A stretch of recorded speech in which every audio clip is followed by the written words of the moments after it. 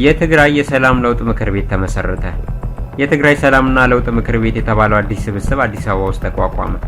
የተለያዩ የሀገር ውስጥ መገናኛዎች እንደዘገቡት ከ8 ወራት በፊት የትግራይ ለውጥ ፈላጊ ኃይሎች ንቅናቄ በሚል የተቋቋመው ማህበር ማኒፌስቶን በማሻሻል የትግራይ የሰላም ለውጥ ምክር ቤት በሚል አዲስ አበባ ላይ የመጀመሪያ ምስረታ ጉባኤውን ትላንትና ሰኞ አድርጓል። በምክር ቤቱ ምስረታ ጉባኤ የፕሪቶሪያ ሰላም ስምምነት ተደራዳሪዎች መካከል የሆኑት ጀነራል ጻድቃን ገብረትንሳይ እና ጌታቸው ረዳን ጨምሮ ጀነራል ጎሽ ገብረ 7 ማህበራዊ መሰረታቸውን ትግራይ ያደረጉ የፖለቲካ ፓርቲዎች፣ የቀድሞ የክልሉ አመራሮች፣ የቀድሞ ወታደራዊ አዛዦችና ታጋዮች እንዲሁም ማህበራት መገናኘታቸውን የሀገር ውስጥ ሚዲያዎች ዘግበዋል። አቶ ጌታቸው ረዳ እንደተናገሩት ምክር ቤቱ በቅርቡ መቀሌ እንደሚገባ ተናግረዋል። የምክር ቤቱ ምስረታ ዋና ዓላማ በክልሉ የሚስተዋለውን ህገ መንግስታዊ ስርዓትና የፕሪቶሪያውን የሰላም ስምምነት በመጣስ በጉልበት ስልጣን የተቆጣጠረው የህወሓት ቡድን በማስወገድ በክልሉ ምርጫ ተደርጎ ህጋዊ መንግስት እንዲመሰረት በተደራጀ መንገድ በመጓዝ ሰላማዊ አስቻይ ሁኔታ መፍጠር ነው መባሉን ተመልክቷል። ከዚህ ሌላ ትግራይ ክልልን ከጦርነቱ ወደ ነበረችበት ህገ መንግስታዊ የግዛት ቅርጿ በመመለስ ተፈናቃዮች እንዲመለሱ በተደራጀ ሁኔታ መስራት ነው።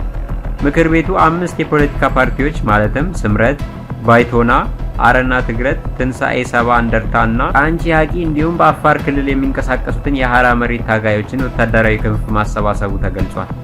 በተያያዘ ዜናም የትግራይ ክልል ፕሬዝዳንትነትን በኃይል የተረከቡት ደብረጽዮን ገብረ ሚካኤል ለክልሉ የመንግስት ሰራተኞች የግንቦትና ሰኔ ወር ደሞዝ እንዳይከፈል ጊዜያዊ እገዳ ጣሉ። ደብረጽዮን እገዳውን የጣሉት የመንግስት ሰራተኞች ደሞዝ አከፋፈል የተማከለና ፍትሃዊ ሆኖ እስኪስተካከል ድረስ መሆኑን የክልሉ የዜና ምንጮች ዘግበዋል። የደብረጽዮን ጽህፈት ቤት ይህን ትዕዛዝ ያስተላለፈው ለቢሮዎች፣ ለዞን፣ ለወረዳና በከተማ አስተዳደሮች በጻፈው ደብዳቤ መሆኑን የዜና ምንጮች ጠቅሰዋል። ደብዳቤው አንዳንድ መስሪያ ቤቶች እስካሁንም ለሰራተኞቻቸው ደሞዝ መክፈል እንዳልቻሉና ሌሎቹ ግን መክፈል እንደቻሉ ገልጧል ተብሏል። የጀነራል ታደሰ ወረደ ጊዜያዊ አስተዳደር ፌዴራል መንግስቱ 8.5 ቢሊዮን ብር የድጎማ በጀት ለትግራይ እንዳላከ በመግለጽ ከ141 ሺህ በላይ የሚሆኑ የመንግስት ሰራተኞች ደሞዝ መክፈል እንዳልቻለ ባለፈው ወር ማስታወቅ ይታወሳል። ዓለም አቀፍ የጸረ ስቃይ ድርጅት ይፋ ባደረገው የ2025 የዓለም ስቃይ መረጃ ጠቋሚ ሪፖርት መሰረት ኢትዮጵያ በስቃይና ኢሰብአዊ አያያዝ ረገድ በዓለም ላይ ከፍተኛ ስጋት ካለባቸው ሀገራት መካከል አንዷ ሆና ተመድባለች። ድርጅቱ ለዚህ ዋነኛ ምክንያቶች ናቸው ያላቸውን ሲዘረዝር በሀገሪቱ የተለያዩ አካባቢዎች የሚስተዋሉ ግጭቶች፣ ያለ ህግ አግባብ የሚፈጸሙ እስራቶች፣ ደካማ የህግ ከለላዎችና የወንጀል ተጠያቂነት በሰፊው አለመኖር ዋነኞቹ መሆናቸውን በምሬት ገልጿል። በተለይም በትጥቅ ግጭት ውስጥ በሚገኙ በአማራ፣ በኦሮሚያ፣ በትግራይና በአፋር ክልሎች ውስጥ የመሰለው የሰብአዊ መብት ጥሰትና እንግልት አሁንም በከፍተኛ ደረጃ ስር ሰዶ እንደሚገኝ ሪፖርቱ በጥብቅ አስጠንቅቋል። በዚህ ዓለም አቀፍ መረጃ ጠቋሚ መሰረት የፖለቲካ አንቂዎች፣ ጋዜጠኞች፣ ጠበቆች፣ የሃይማኖት መሪዎችና የተለያዩ የብሔረሰብ አባላት በጸጥታ ኃይሎች አማካኝነት ለአሰቃቂ ስርዓት እንግልት ይበልጥ የተጋለጡ የህብረተሰብ ክፍሎች ናቸው። በቁጥጥር ስር በዋሉበት ወቅትም ከባድ ድብደባ፣ ለረጅም ጊዜ ለብቻ ማግለል፣ ምግብና እንቅልፍ መንሳት እንዲሁም የስነ ልቦና ጫናዎችን ጨምሮ ያለምንም ግንኙነት ለብቻ የማሰር የጭካኔ ተግባራት እንደሚፈጸሙባቸው ሪፖርቱ ይፋ አድርጓል። ጠቅላይ ሚኒስትር አብይ አህመድ በ2018 ዓ.ም ወደ ስልጣን ከመጡ በኋላ የታየው የለውጥ ጉጉት ከቅርብ ዓመታት ወዲህ በሀገሪቱ በበረቱት የፖለቲካ ሁከቶችና በተደጋጋሚ በታወጁ የአስቸኳይ ጊዜ አዋጆች ምክንያት ሙሉ በሙሉ ወደ ኋላ ማፈግፈጉ ድርጅቱ በጥናቱ አመላክቷል። ሪፖርቱ በኢትዮጵያ ያለውን የጸረ ስቃይ ህግ በከፍተኛ ሁኔታ የተቸ ሲሆን ብሔራዊ ህጎቹን ስቃይን በዓለም አቀፍ ደረጃዎች መሰረት ሙሉ በሙሉ በወንጀል እንደሚያደርጉና በሚሳተፉት ባለስልጣናት ላይ በቂ የተጠያቂነት ስርዓት እንደማይዘረጉ አመልክቷል። በተለይም በጸጥታ ዘመቻዎች ወቅት ጥቅም ላይ የሚውሉትን ማቆያዎችና ወታደራዊ ተቋማትን በምሳሌነት ያነሳው ሪፖርቱ በአፋር ክልል የሚገኘውን የአዋሽ አርባ ወታደራዊ ካምፕን ጨምሮ የመንግስት ተቃዋሚዎችንና የፖለቲካ ድምጾችን ለማፈን ትልቅ ቦታ ሆኖ እያገለገለ እንደሚገኝ በግልጽ አስፍሯል። በፖሊስ የጭካኔ ተግባርና በተቃዋማዊ ጥቃት ረገድ ኢትዮጵያ እጅግ ከፍተኛ ስጋት ያለባት ሀገር ተብላ የተፈረጀች ሲሆን የአስቸኳይ ጊዜ አዋጁንም የፍትህ አካላት ቁጥጥር ሳይደረግበት ተጠርጣሪዎችን በቁጥጥር ስር ለማዋል ለጸጥታ አካላት ሰፊ ስልጣን እንደሰጡ ተጠቅሷል።